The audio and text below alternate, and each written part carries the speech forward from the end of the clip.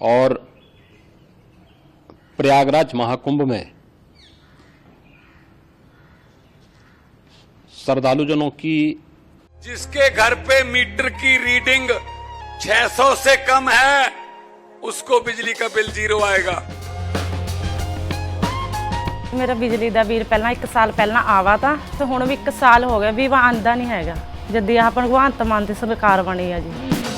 ਮੁੰਡਾ ਸਾਨੂੰ ਛੋਟਾ ਕਹਿੰਦਾ ਪਿਛਲੀ ਵਾਰੀ ਬਿੱਲ ਕਿੰਨਾ ਆਇਆ था माँ 3500 रुपया कहना ऐसी 0 आया। माँ पे ऐसा मुख्यमंत्री पूरे इंडिया में बनना चाहिए।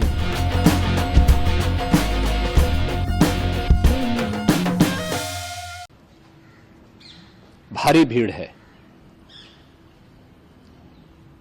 लगभग 8 से 10 करोड़ श्रद्धालु इस समय प्रयागराज के अंदर मौजूद है। कल भी 5.5 करोड़ श्रद्धालु जनों ने महाकुंभ का स्नान किया था। ये जो भारी दबाव श्रद्धालु जनों के कारण और श्रद्धालुओं के संगम नोच पर जाने के कारण वहाँ पर एक बना हुआ है, लेकिन पूरा प्रशासन मौके पे वहाँ मौजूद है। रात्रि को 1 से 2 बजे के बीच में अखाड़ा मार्ग पर, जहाँ पे अखाड़ों के अमृत स्नान के दृश्य से बैरिकेड्स भी किए गए थे, तो बैरिकेड्स को फांद करके आने में कुछ श्रद्धालु गंभीर रूप से घायल हुए हैं। उन्हें तत्काल हॉस्पिटल में पहुंचा करके उपचार आदि की व्यवस्था उनके लिए की गई है। उनमें से कुछ श्रद्धालु गंभीर रूप से घायल हैं। लगातार प्रशासन स्थानीय स्तर पर श्रद्धालुओं की सकुशल स्नान कराने के दृष्टि से रात्रि को कल सायंकाल 6:30-7 बजे से ही मौनी अमावस्या का मुहूर्त प्रारंभ होने के बाद से ही लगातार लगा हुआ है। प्रयागराज में महाकुंभ में श्रद्धालु जनों के सकुशल स्नान करने,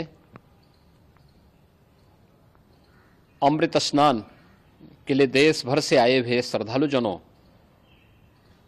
की व्यवस्था के लिए, उनके कुशल क्षेम के लिए आदरणीय प्रधानमंत्री जी का प्रातःकाल से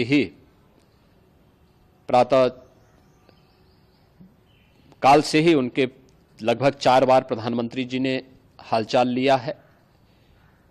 माननीय गृह मंत्री जी ने, माननीय राष्ट्रीय अध्यक्ष भारतीय जनता पार्टी श्री जेपी नड्डा जी ने, माननीय गृह मंत्री श्री अमित शाह जी ने भी, और प्रदेश की माननीय राज्यपाल श्रीमती आनंदीबेन पटेल जी ने भी लगातार जानकारी लेकर के सभी के कुशल क्षेम और सकुशल स्नान कराने के बारे में निरंतर रिपोर्ट ले रहे हैं।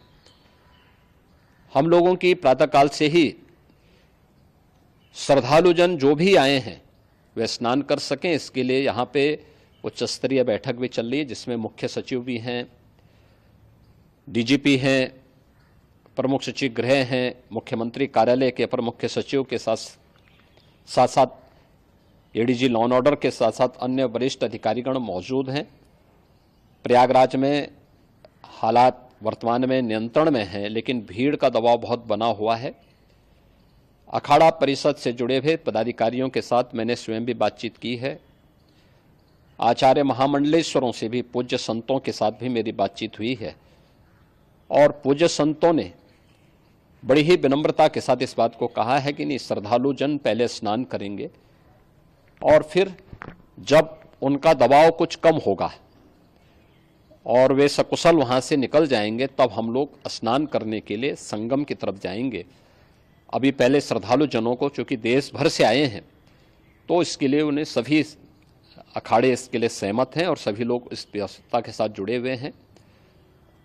लगातार इस दिशा में हम लोगों का प्रयास है कि जो अब तक प्रातःकाल से ही आपने देखा होगा, कल मैंने बताया कि कल लगभग 5.5 करोड़ श्रद्धालु कल महाकुंभ का स्नान किए हैं, और आज प्रातःकाल तक लगभग 8:30 बजे तक 3 करोड़ से अधिक श्रद्धालु स्नान कर चुके हैं और ये लगातार जारी है। लेकिन संगम नोच पर, अखाड़ा मार्ग पर, नागवासुकी मार्ग पर लगातार दबाव बना हुआ है और वहां पर श्रद्धालु जनों की सुविधा के लिए भी हर प्रकार की वहां पर प्रशासन पूरी मुस्तैदी के साथ लगा हुआ है।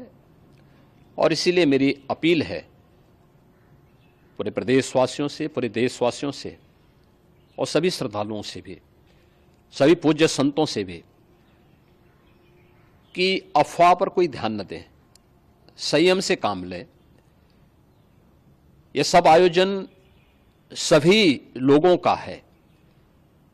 प्रशासन उनकी सेवा के लिए पूरी तत्परता के साथ लगा हुआ है। केंद्र और राज्य सरकार पूरी मजबूती के साथ वहां पर हर प्रकार का सहयोग करने के लिए तत्पर है। लेकिन कोई किसी अफवाह पे ध्यान न दे। कोई भी व्यक्ति नकारात्मक अफवाह फैलाने का प्रयास करेगा, उस प्रकार से नुकसान हो सकता है। और जहां पर हैं आप, लगभग 15 से 20 किलोमीटर के दायरे में अस्थायी घाट बनाए गए हैं, उसमें कहीं भी वे स्नान कर सकते हैं। आवश्यक नहीं कि संगम नोच की तरफ ही आएं, क्योंकि भीड़ देखते हुए खासतौर पर जो बुजुर्ग हैं, बच्चे हैं, श्वास के रोगी हैं, उनको लंबी दूरी तय नहीं करनी चाहिए और जहां पर हैं वहीं पर आराम से पहले स्थिर होकर के कार्य करें, वहां पर रह करके। और जो नज़दीक के घाट हैं, उसी नज़दीक के घाट में स्नान करेंगे। सब गंगा जी के ही घाट हैं और गंगा जी के इस घाट में वही पुण्य प्राप्त होगा। ये मौनी अमावस्या है। मौनी अमावस्या में स्नान का महत्व है। संगम में स्नान का दबाव बहुत ज़्यादा है, इसलिए सभी लोग अगर वहाँ पे इसमें अपना सहयोग करेंगे तो सकुशल हम सभी श्रद्धालु जनों को वहाँ पर स्नान करने में सफल होंगे। और फिर इसके उपरांत अमृत स्नान के लिए पूज्य संतों से भी, अखाड़ों से भी हम लोग अनुरोध करेंगे। जो घायल हैं, गंभीर रूप से घायल हैं, उनके उपचार की तत्परता के साथ व्यवस्था भी की गई है। उन सबके सकुशल स्वस्थ होने की भी हम कामना करते हैं। लेकिन मेरी अपील होगी कि कोई भी नकारात्मकता न फैलाने दें और न किसी अफवाह पर विश्वास करें। स्थिति नियंत्रण में है। हाँ, दबाव जरूर है, क्योंकि मैंने आपको बताया कि प्रातःकाल से सुबह 8:30 बजे तक 3 करोड़ से अधिक श्रद्धालु स्नान कर चुके हैं। और पूरे मेला क्षेत्र में अगर हम देखेंगे, प्रयागराज में हम देखेंगे तो लगभग 9 से 10 करोड़ श्रद्धालु इस समय वहाँ पर मौजूद है, जिसमें से 3 करोड़ यह वापस जा रहा है। इसके लिए रेलवे ने भी मेला स्पेशल लगाई हुई है। प्रातःकाल से लगभग 40 मेला स्पेशल प्रयागराज स्टेशन से और जोशी स्टेशन से, अन्य स्टेशन से श्रद्धालुओं को लेकर के सकुशल स्नान कराने के बाद उनको लेकर के गंतव्य की ओर आगे बढ़ी है। और लगातार ये प्रक्रिया वहाँ पर आगे बढ़ाई जा रही है। होर्डिंग एरिया भी बनाए गए हैं।